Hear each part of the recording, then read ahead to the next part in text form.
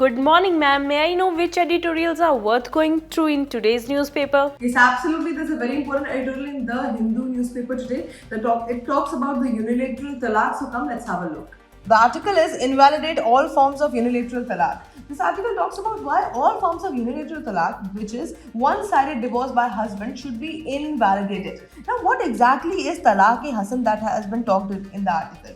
So, it is a method where Muslim husband says talaq once every month for 3 months. After the third time, the divorce becomes final.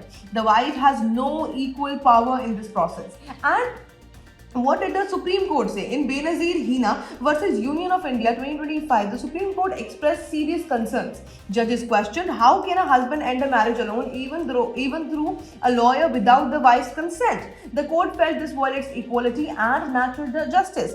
Marriage in Islam, according to Quran, the Quran treats marriage as a contract between equals, not male dominance. Both husband and wife are autonomous individuals, not superior versus inferior. What does exactly the Quran actually prescribe? So, the Quranic divorce process is very different from and more human. 1. Private discussion to resolve the issue. 2. Temporary separation if talks fail. 3. Clear communication expressing seriousness. 4. Family arbitration. Elders from both sides should be there. Only if all these fail, talaq can be pronounced. Even then, there is a willing period, idda, to allow reconciliation. Divorce is not instant. Reconciliation is always encouraged in Quran.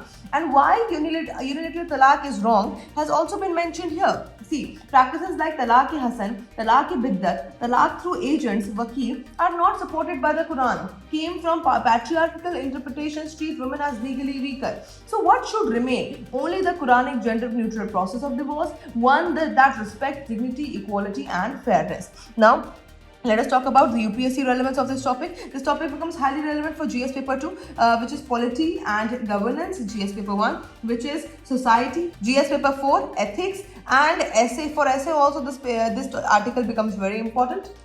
And if you want a deeper analysis of this editorial, please go watch our DNA video, and that is it for today. Thank you for watching.